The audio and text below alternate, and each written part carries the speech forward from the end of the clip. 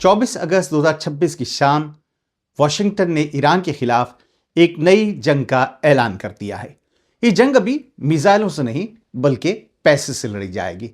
امریکی وزیر خزانہ اسٹاک پیسنٹ کہتے ہیں کہ امریکہ ایران کی آمدنی کی ہر معاشی شہرک کاٹنا چاہتا ہے: تیل، سونا، جہاز رانی، ہوا بازی، ٹیکنالوجی اور ڈیجیٹل مالی اثاثے۔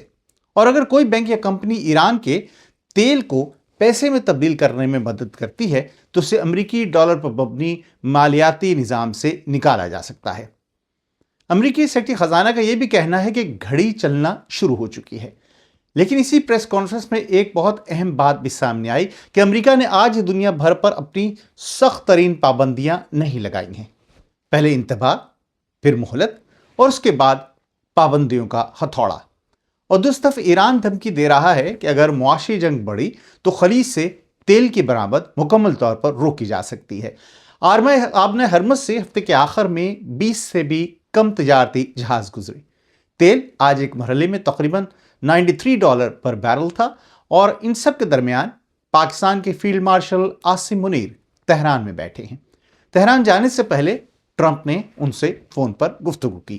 تو سوال یہ ہے، کیا امریکہ ایران کو معاشی طور پر گھٹنے ٹیکنے پر مجبور کر سکتا ہے، یا یہ معاشی جنگ تیل، چین، ہرمز اور پورے خطے کو ایک نئے بحران میں دھکیل سکتی ہے؟ امریکی وزیر خزانہ نے یہ بھی اعلان کیا کہ یہ نئی مہم جو ہے یہ ایران کے لیے معاشی ڈی ڈے ہے۔ امریکی مہم کا نام آپریشن اکنامک آؤٹ کاسٹ رکھا گیا ہے، یعنی کہ سادہ اردو الفاظ میں اگر بات کی جائے تو ایران کو عالمی معاشی نظام میں تنہا کرنے کی مہم ہے یہ۔ ان کا یہ بھی کہنا ہے کہ امریکہ ایران کی آمدنی کے تمام بڑے ذرائع کو نشانہ بنائے گا، خاص طور پر تیل کو، اور 5 اہم شعبوں کو نشانے پر رکھا گیا ہے۔ اس جو ڈی ڈے والی بات کی ہے انہوں نے، اس میں ڈیجیٹل مالی اثاثے سر فہرست ہیں، جس کے بعد جدید ٹیکنالوجی ہے، سونا ہے، ہوا بازی اور جہاز رانی، اور سب سے اہم بات ابھی یہ جو بڑی سزا بقول امریکہ کے ہے یہ ابھی پوری طرح نافذ نہیں کی گئی ہے۔ امریکہ پہلے مختلف ممالک سے خاموش سفارتکاری کے ذریعے بات کرے گا۔ ہر ملک کو بتایا جائے گا کہ آپ کی کون سی ایران سے متعلق جو سرگرمی ہے وہ بند ہو جانی چاہیے، اور پھر اسے ایک مقررہ مدت دی جائے گی کہ اس مدت کے اندر آپ یہ اپنی ایران کے ساتھ جو بھی تجارتی سرگرمی ہے اس کو بند کر دیں، یا جو سرگرمی امریکہ سمجھتا ہے کہ وہ اس کے معاشی جو ایک طرح سے اس پر بندش اس نے نئی لگائی ہے اس کی خلاف ورزی ہے، تو اس مدت کے اندر اسے بند کرنا ہوگا۔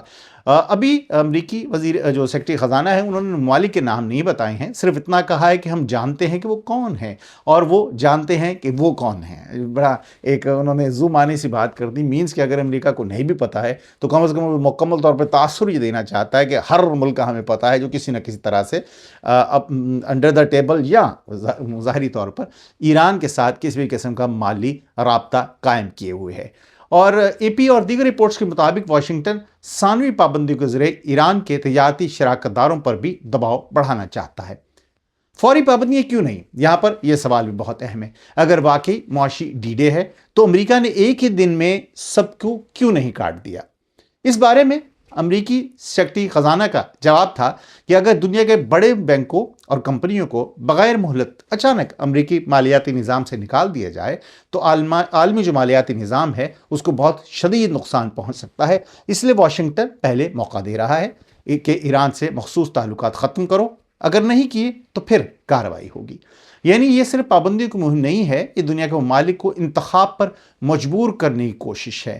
اور امریکہ کا پیغام بڑا واضح ہے کہ امریکہ یا ایران دونوں کے ساتھ ایک ہی انداز میں کاروبار جاری رکھنا مشکل کیا جائے گا۔ مینس کہ اگر یا تو امریکہ کے ساتھ ہیں یا ایران کے ساتھ ہیں، وہی جو 9/11 کے ساتھ آپ کو یاد ہوگا بقول جنرل مشرف کے انہیں دھمکی دی گئی تھی کہ آپ ہمارے ساتھ ہیں یا آپ ہمارے خلاف ہیں، اور اگر ہمارے خلاف ہیں تو آپ کو پتھروں کے دورے میں واپس بھیج دیں گے۔ یہ بڑا ڈائلاگ سا تھا جو کہ مشرف نے اپنی کتاب میں بھی لکھا تھا۔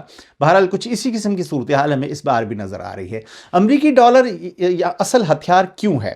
یہاں اصل طاقت سمجھیے آپ، کیونکہ امریکہ نے خبردار کیا ہے کہ اگر کوئی ادارہ ایران کی رقم چھپائے یا پھر اس کو پابندیوں سے بچانے کے لیے اس کی مدد کرے یا ایرانی تیل کو پیسے میں بدلنے میں مدد دیتا ہے تو اسے امریکی ڈالر کے نظام سے نکالا جا سکتا ہے۔ یہ کوئی معمولی پابندی نہیں ہے۔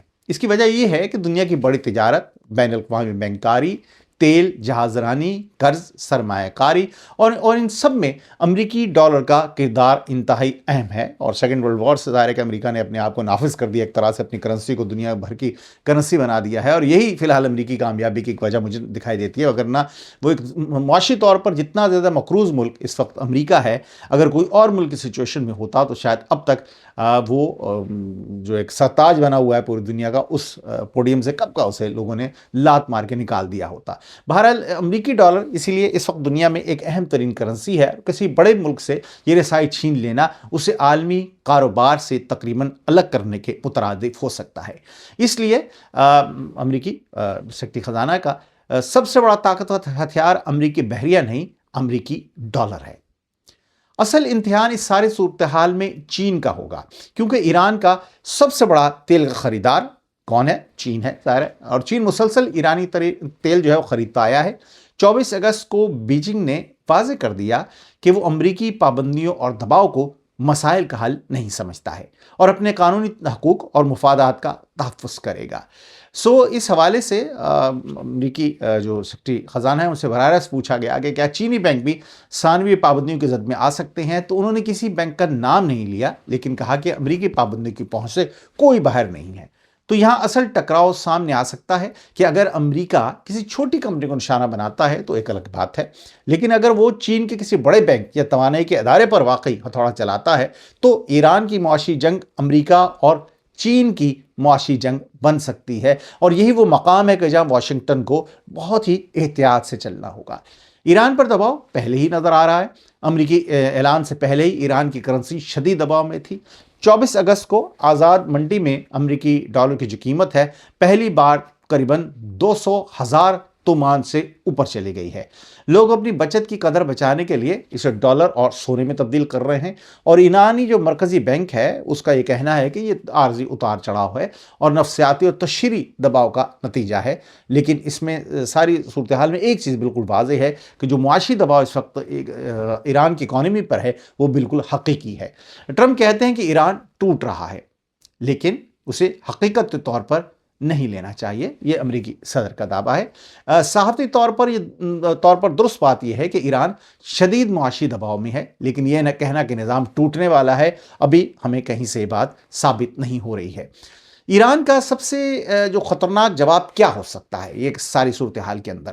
ایران کے پاس امریکہ جیسی جو طاقت ہے وہ نہیں ہے، یعنی کہ مالیاتی میدان کی میں بات کر رہا ہوں، لیکن ایران کے پاس ایک اور ہتھیار ہے، وہ اور اس کا جغرافیہ ہے، یعنی کہ اس کی لوکیشن ہے۔ دنیا کی اہم ترین تیل بندرگاہوں میں سے ایک آبنہ ہرمز، ظاہر ہے کہ ایران کے کنٹرول میں اس وقت ایران خبردار کر چکا ہے کہ اگر معاشی جنگ جاری رہی تو خلیج سے تیل کی برآمد روکنے کی کوششیں کی جا سکتی ہیں، اور یہ صرف ایران کا تیل نہیں ہے، خلیج کے دوسرے ممالک کا تیل اور گیس بھی اسی خطے سے یا اسی ذریعے سے، آبنہ ہرمز کے ذریعے سے دنیا تک پہنچتا ہے۔ اس لیے تہران کا پیغام بڑا واضح ہے کہ اگر ہماری معیشت کو بند کرو گے تو عالمی توانائی کی معیشت بھی محفوظ نہیں رہے گی۔ یہی وجہ ہے کہ ہرمز کی ہر خبر عالمی منڈی کو ہلا سکتی ہے۔ ہرمز مکمل طور پر بند نہیں، لیکن معمول پر بھی نہیں ہے۔ ہفتے کے آخر میں صورتحال بہت غیر معمولی تھی کہ 20 سے بھی کم تجارتی جہاز آبنہ ہرمز سے گزرے۔ ہفتے والے دن 13 جہاز اور اتوار کو صرف 4، یعنی جہاز اپنے شناختی آلات بند رکھ سکتے ہیں، اس لیے اصل تعداد کچھ زیادہ ہو سکتی ہے، لیکن مجموعی تصویر واضح ہے کہ آمد و رفت شدید متاثر ہے۔ دلچسپ بات یہ ہے کہ ایران نے بعض عراقی تیل بردار جہازوں کو گزرنے کی اجازت بھی دی ہے، یعنی ہرمز ابھی مکمل بند نہیں ہے، بلکہ تہران شاید یہ دکھانا چاہتا ہے کہ راستہ کھلا ہو سکتا ہے، لیکن صرف اور صرف ہماری شرائط پر۔ تو پھر ایک اور جو گولڈن سوال یہاں پر یہ بنتا ہے کہ تیل جو ہے وہ $150 فی بیرل کا کیوں نہیں ہوا؟ ابھی بھی 93 کی جو بات میں نے بتائی، اور یہ سوال بہت اہم ہے کیونکہ اگر ہرمز اتنا خطرناک ہے تو برنٹ آئل جو اس وقت $120 یا $150 پر کیوں نہیں گیا؟ 24 اگست کو ایک مرحلے پر برنٹ تقریباً $93.38 فی بیرل تھا، کیونکہ منڈی سمجھ رہی ہے تیل کی ترسیل کم ہو رہی ہے لیکن ختم نہیں ہوئی ہے، کچھ جہاز گزر رہے ہیں، کچھ متبادل ذرائع بھی موجود ہیں، اور عالمی ذخائر بھی ابھی مکمل طور پر ختم نہیں ہوئے ہیں۔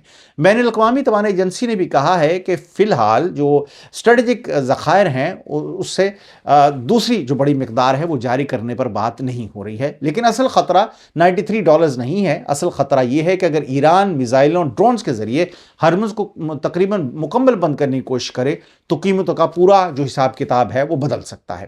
اور اسی وقت عاصم منیر تہران میں ہیں.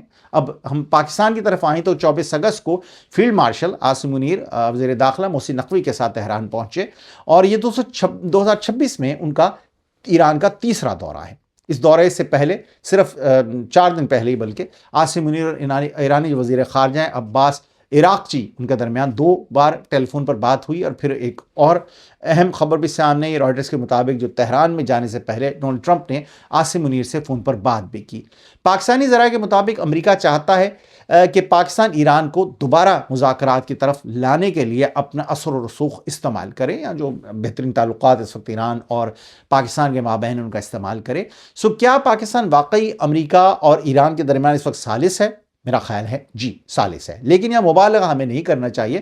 پاکستان اہم کردار ادا کر رہا ہے لیکن وہ واحد راستہ نہیں ہے.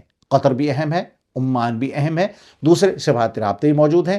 پاکستان کی خاص قوت شاید یہ ہے کہ اس کی ایران کی سیاسی قیادت کے ساتھ ساتھ فوجی اور سلامتی اداروں تک بھی رسائی ہے اور موجودہ بحران میں یہ رسائی بہت قیمتی ہو جاتی ہے. اس لیے پاکستان کی طاقت شاید یہ نہیں ہے کہ وہ ایران اور امریکہ کو حکم دے سکتا ہے، بلکہ وہ دونوں سے بات کر سکتا ہے اور بعض اوقات سفارتکاری میں یہی بہت بڑی طاقت ہوتی ہے. لیکن عاصم منیر کسی کامیاب امن عمل کو آگے نہیں بڑھا رہے ہیں. یہ فرق یہاں پر رکھنا بھی بڑا ضروری ہے کیونکہ جون میں پاکستان کی ثالثی سے جو مذاکراتی راستہ کھلا تھا وہ بعد میں شدید مشکلات کا شکار ہو گیا اور اعتماد کا جو بحران ہے وہ دوبارہ پیدا ہوا. رائٹرز کے مطابق موجودہ دورے کا ایک بڑا مقصد اس باہمی جو بد اعتمادی کی فضا پیدا ہو گئی ہے اس کو کم کرنا ہے. تو عاصم منیر صاحب کے سامنے کوئی یہ آسان کام نہیں ہے. ایک طرف امریکہ ظاہر ہے کہ اس کے اپنے مطالبات ہیں، وہ کہہ رہا ہے کہ ایران کو معاشی طور پر میں تنہا کر دوں گا، تو صرف ایران کہتا ہے دباؤ بڑھا تو جواب آئے گا، اور پاکستان دونوں کو کہہ رہا ہے کہ برائے مہربانی اب مذاکرات کی میز پر واپس آ جائیے. لیکن اس میں پاکستان کا اپنا مفاد بھی ہے. پاکستان صرف امن کا پیغام لے کر نہیں گھوم رہا ہے، اس کا اپنا بہت بڑا مفاد ہے خلیج میں، کیونکہ لاکھوں پاکستانی کام کرتے ہیں. پاکستان اپنی توانائی کے لیے خلیجی خطے پر انحصار کرتا ہے.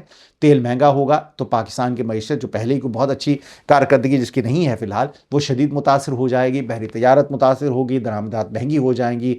اور 11 اگست کو حوثیوں کے حملے میں 3 پاکستانی ملا بھی آپ کو معلوم ہے، یاد بھی ہوگا کہ وہ بھی جاں بحق ہو گئے. یعنی بحر احمر کی جنگ پاکستان کے لیے کوئی دور کی جنگ نہیں ہے، اس میں پاکستانی جانیں بھی جا چکی ہیں. اور آج سعودی جہاز پر بھی حملہ ہوا ہے اور 24 اگست کو سعودی عرب کی قومی جہاز رانی کمپنی نے تصدیق کی ہے کہ اس کا جہاز امزن اس کا میرے خیال میں نام ہے اور بحر احمر میں حملے کی زد میں آیا ہے، لیکن تمام عملہ اس میں محفوظ رہا ہے. حوثیوں نے اس حوالے سے دعویٰ کیا ہے کہ انہوں نے اپنے بیلسٹک میزائل سے اسے نشانہ بنایا.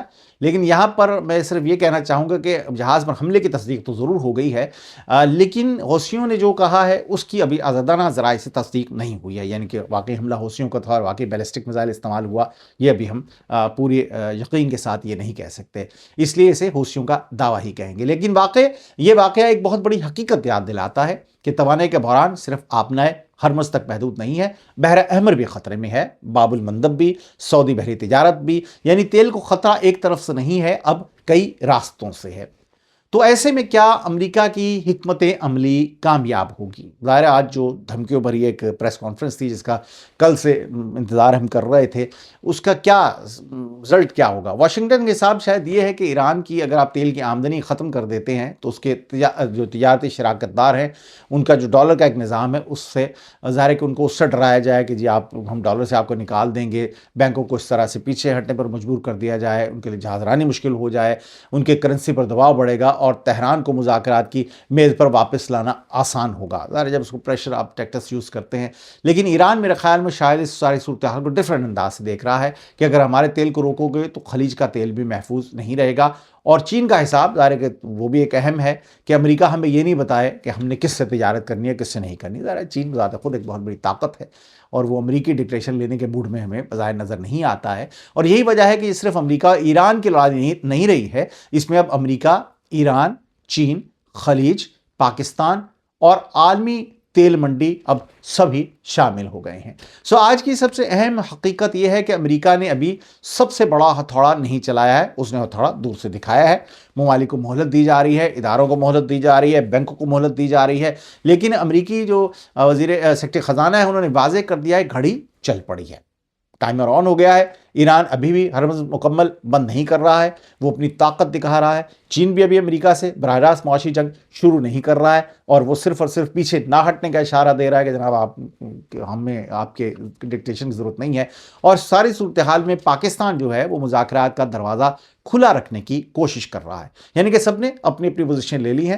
اب سوال سب سے بڑا اہم یہ ہے کہ پہلا قدم کون اٹھائے گا۔ وہ کہتے ہیں پہلے آنکھ کون جھپکے گا، ایک دوسرے کی نظر میں نگاہوں میں نگاہیں ڈال کے آپ بیٹھے ہیں۔ کیا امریکہ کسی بڑے چینی بینک پر پابندی لگائے گا؟ کیا ایران ہرمز مزید بند کر دے گا، یعنی کہ 2-4 جہاز جو گزرتے ہیں وہ بھی گزرنے بند ہو جائیں گے؟ کیا تیل $100 سے اوپر چلا جائے گا فی بیرل، یا عاصم منیر اور دوسرے ثالث دونوں فریقوں کو دوبارہ مذاکرات کی میز پر واپس لا سکیں گے؟ اور شاید سب سے خطرناک سوال یہ ہے کہ کیا یہ معاشی جنگ معاشی ہی رہے گی؟ کیونکہ تاریخ بتا دی کہ جب ایک ملک دوسرے کی معیشت کی شرح کاٹنے کی بات کرے تو دوسرا دنیا کے سب سے اہم تیل گزرگاہ کو بند کرنے کی دھمکی دیتا ہے، تو پیسے اور میزائل کے درمیان فاصلہ جو ہے وہ پھر بہت کم رہ جاتا ہے۔ میں ہوں فرحان اسلم، آپ دیکھ رہے تھے برطانیہ سے فرحان اسلم انفلٹرڈ۔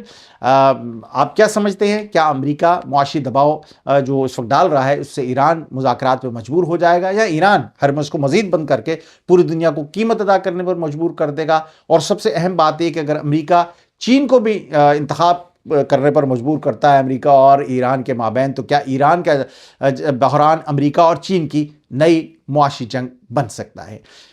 پروگرام اس کے ساتھ اختتام کو پہنچتا ہے۔ اگر آپ کو پسند آ براہ مہربانی تو اس چینل کو ضرور سبسکرائب کیجیے۔ میں ہوں فرحان اسلم، گزشتہ 30 برس سے صحافت کے شعبے سے وابستہ ہوں، برطانیہ میں رہتا ہوں۔